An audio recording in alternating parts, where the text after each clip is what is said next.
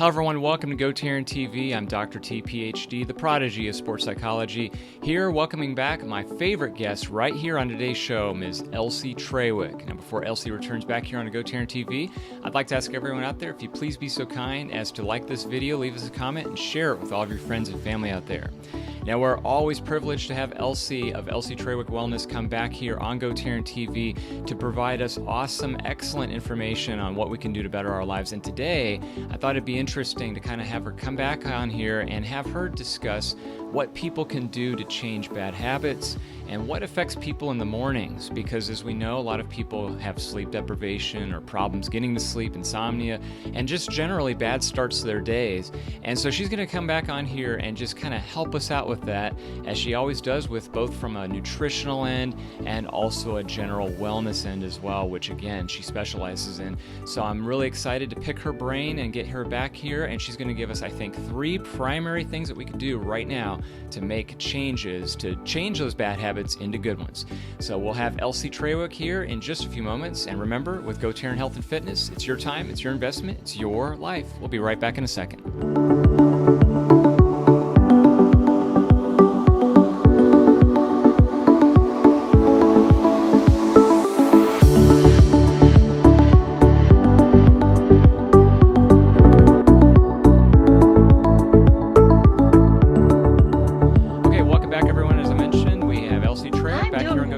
Elsie, how are you doing out there today? Excited to be here as always. Yes, and likewise, feelings mutual. We're always happy to have you back on. And again, appreciate you being back on here today. And I think we're going to talk a little bit about today's topic, being that of people who have kind of a tough time in the mornings and maybe things like sleep deprivation and some bad habits. Yeah, well, what are we going to jump into here, listening Elsie? to my clients, and a lot of times they say to me, when they wake up in the morning, they don't feel good. They have low energy. They just overall they just don't feel good. They get up and they go and they start thinking about what's going on, and they're like, oh my gosh, I can't fit into any of my clothes. I have low energy. My body aches, have lots of aches and pains. I know I need to eat better, but I don't know what to do. They also say, like, I don't know what to eat anymore because nothing agrees with me. Every time I put something in my mouth, I get gas, I get bloating. And I'm talking about the 40 to 70-year-olds in this group of people where our body, at 40, our bodies start to really change and shift. And everybody says, oh, my metabolism starts to slow down, and that's why I'm gaining weight. So we have a lot of questions around what happens to our body, and a good judge of that is when you wake up in the morning, how do you feel? Do you wake up in the morning and have lots of energy? Do you wake up in the morning and go, gosh, I feel great? Or do you wake up in the morning and go, I need another 2 hours of sleep? Oh my gosh, I stayed up too late last night watching Netflix or Amazon Prime. And the world of COVID shifted a lot for us. There were always the people, the night owls who stay up and they churn. They watch a lot of nighttime TV because that for them that they say that helps them relax. But COVID really struck a whole new blow on that. All of a sudden, people were drinking more. People were living in isolation with either by themselves or with certain friends or with their immediate family. People are jumping on Zoom calls all day long, living on their computer, and that in and of itself is stressful for the body because you're sitting, you're zoomed in, you're not blinking as much. A lot of us don't realize, because I can tell you for me, after a day of Zoom calls with clients, with my coaching calls, and just getting together with friends on Zoom, eyes, my body, I'm tired. But I'm also tired physically of sitting and looking. You stand up and all of a sudden you're like, getting up out of the chair. You're like, oh, my back, my leg. So in and of itself, the whole world, the pandemic model created a whole shift for us, and dealing a lot with that. Because now we've started a whole bunch of habits that we didn't have before lockdown and the COVID, and we're carrying those forward now that we're opening back up and people can go out and be with other people. And I noticed the other day I went into the store, the grocery store, and if you're, they say if you're fully vaccinated, no mask. Now, I don't know how many people are going to, because there are a lot of anti-vaxxers, which I totally get. I'm not condemning. This is a no judgment zone. But how many people are going to be true with that? Yet all the sales representatives and all the employees all had masks on, which I totally understand. I was like, oh my God, I didn't see the sign. Do I need to put my mask on? And they said, if you're fully vaccinated, no problem. And I was like, okay, great. So coming out of that, we've developed these bad habits. And now how do we change them? How do we go back to another new normal? So we had our normal, COVID hit, we had a new normal, and now we're opening up. We're creating a whole new normal for us because a lot of us, like me in particular, I actually love working from my home now more than anything. I love seeing my clients via Zoom or telephone. We don't have to travel. We don't have to deal with traffic. So in a lot of ways, me and my clients are less stressed. They haven't had to drive somewhere. We're not battling traffic. We're not trying to find a parking space. Good. We're relaxed. We got water or tea or whatever. You're cozy. You're in your comfortable chair. And you can engage either via, because I have several clients who like to telephone. They don't want to Zoom because they don't want somebody looking at them. They prefer telephone. I like Zoom because I can see and I can see body language. Again, this is a no judgment zone. I do telephone consultations all the time, and they're great. Relaxation is what we're going for. But getting back to health and food, how do we change those habits we started, get back and create a new normal? Like, let's take some of yours. What are some of the wake up in the morning problems for or some of the things your clients are telling you? Yeah. We talked about that a little before recording, Elsie, and again, just to kind of reiterate, some of the things that I'll hear sometimes are kind of the things that you mentioned a few minutes ago with, kind of staying up late and binge watching, or just blaming it on whoever, someone else in the house being too loud, or maybe their pets, or just, insomnia, typical from just lack of sleep or sleep deprivation. And, of course, other bad habits like the drinking and the booze. And as we know, you mentioned COVID, no question, depression going up, and that kind of affecting people and, having just built in more negative thoughts and feelings and I think emotions that kind of really adversely affect people. And when they just get that sleep deprivation or just lack of sleep, that completely throws them off and just saps their energy. And I think that's a really big one right there. A lot of people can help out. And sleep is help critical on, for sure. And if you're gaining weight or have gained COVID-15, it's no longer the fresh 15. We got the COVID-15. Exactly. COVID. Three things you can do, start doing today to change that are, number one, drink more water. And I mean pure, clear water. And you can get a purifier, you can get a Brita, you can buy the water, you buy the containers and fill up your water. But drink a lot of clean water with no additives. Try to get as much as that and hydrate your body. That's critical. Number two is start eating more plants, more vegetables, add more vegetables are a lot of water, so they're very hydrating. They are also full of fiber, essential vitamins, and minerals. So they're nutritious, low fat, low carb, low calorie, snack, treat, main course that you can eat that provide a lot of nutrients to the body. And the third thing is sleep. Get your rest. That there's a huge link between insomnia, lack of sleep, and depression and obesity. And we got to remember that gut brain connection, because most of our serotonin is actually generated from our gut. So by adding more water, more plants, more vegetables to your diet and getting that sleep, you're going to start the journey back to health or stepping up your health. You'll wake up feeling rested.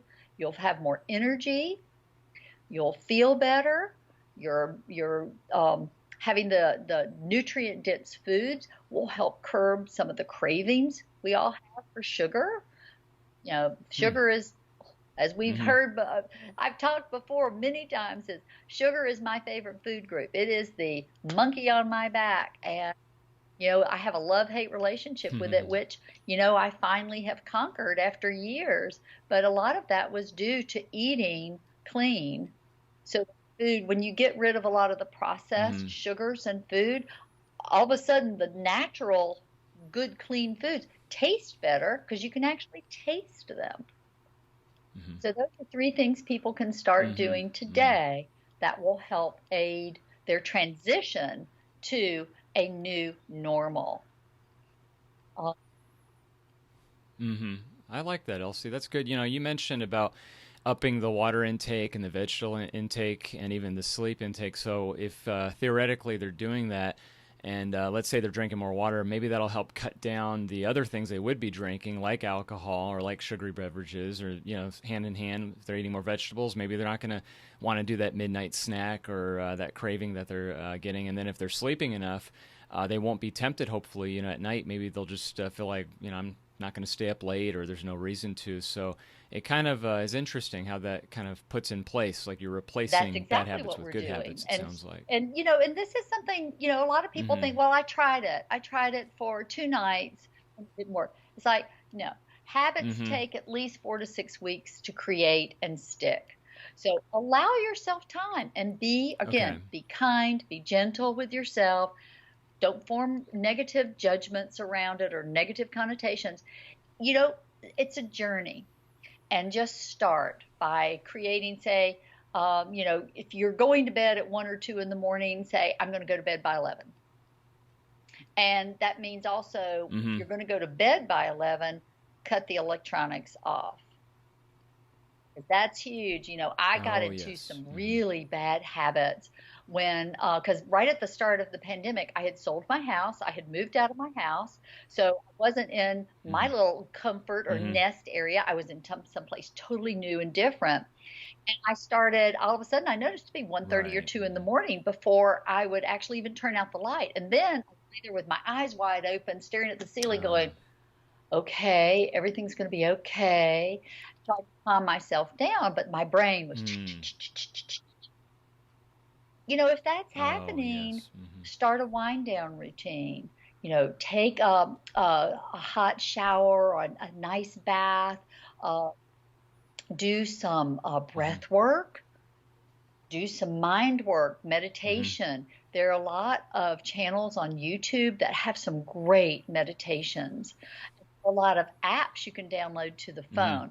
I actually, and this is horrible to admit, I actually sleep with my phone by the bed because a lot of times I wake up and my mind is churning, and I have subscribed to several YouTube channels that are meditations that I know are going to work for me, that will help me go back, turn off, and go back into sleep. There are also a lot of apps, Calm, Mindfulness, Insight Timer, Headspace. There are a lot of apps.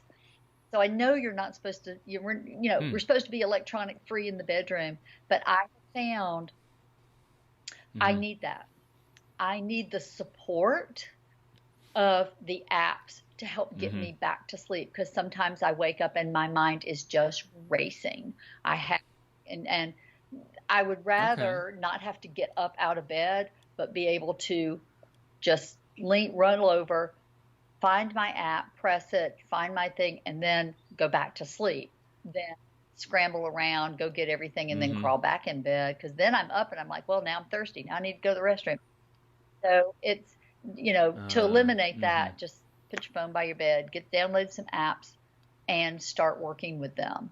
Because that, or meditation. Meditation is great, but if you're first learning and tipping your toe into meditation, I highly recommend an app that can help you.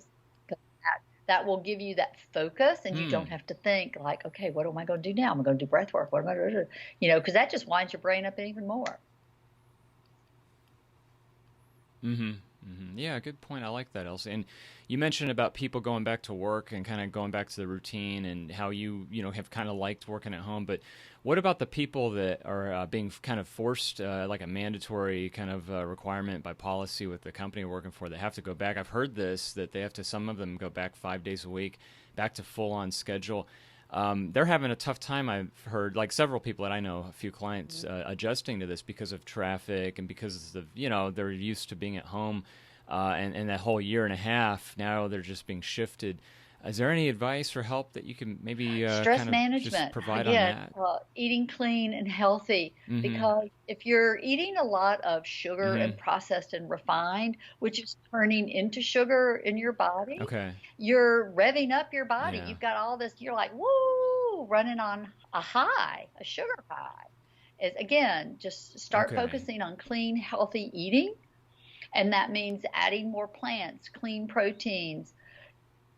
Focus on healthy eating, getting your sleep, and finding a stress-reducing philosophy, practice that helps. And that working out is a huge stress reducer. Getting enough physical exercise, getting out in nature, taking a walk.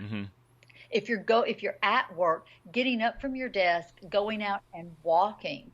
When I worked when I had my corporate job, I would do that about 2 times a day. I would get up from my desk and I would walk all over the campus, I would be gone for about 30 minutes, but I needed that. I'd drink some cool water and I would go for a walk. I'd also run into people, and that helped, kind of calm down. Sometimes I would run into people. We'd have great little conversations. Other times I might not run into anybody, but it got me up, stretched, and away, and I could leave the problem at the desk, take a little break, and then come back. Also, working out for me was critical. When I had my corporate job, every day I worked out at lunch. Every day. 5 days a week, I was in that gym at lunchtime, and that was huge because it totally refocused my brain on me, on my muscles, on, not so much on me, it was the music in my body. And that just was, I found, one of the best stress reducers. Also, making sure, going back to work and dealing with traffic, making sure you're getting enough rest. Sleep is critical. We should all get at least 6 to 8 hours. Some need more. I have friends who need 9 hours. Find out what your prime sleep time is. Because people say, oh, I can make it up on the weekends. Well, that's not necessarily the case. It's not like you're like staying up, getting 4 hours of sleep for a week, and on the weekend you're going to do this marathon, and then on Monday you're going to feel great again. Because that's not the way it works with our bodies. Especially as we're getting older, and I'm talking the 40 to 70-year-olds. Our bodies, each decade our body is changing. So we may need more sleep. We may need more downtime than we did at 30 or 35, So it's know thyself. If you don't know yourself, that's great. Learning what works for you. Excellent, Elsie. This is great. And a nice way to kind of put a bow on it at the end there. That was perfect. Great summary. And as always, we always appreciate you being here and helping us out. Before we let you go, though, Elsie, let's go ahead and plug your contact information, how people can get a hold of you, and any kind of programs that you've got going on. My contact information, Elsie Trawick, Elsie Trawick Wellness. I'm on Facebook. My phone is 404-788-1610, and Elsie at elsietrawick.com, email. Also, you can message me through Facebook Messenger and Facebook. The other thing is, I have a mini workshop coming up on pushing reset on your relationship with food. And then I've got a 5-week program coming up, a spring, however it feels like summer now, a spring reset on healthy eating. So those are both coming up in July. The 5-week program starts July 6th, the day after 4th of July. I didn't want to punish everybody by making them deprive themselves on the 4th of July. And then the mini workshop is coming up, I think, the 2nd or 3rd week in July. But reach out to me today. The 3 things you can start doing now to change: drink more water, eat more vegetables, and get more sleep. There you go. Perfect, Elsie. Again, thank you so much, as always, for your time. Really appreciate it. Let's get you back on here for our next one. And thank you so again, much. Hope you have a great rest of your day. Bye-bye, everybody. Thank you, Elsie. All right, we'll see you next time.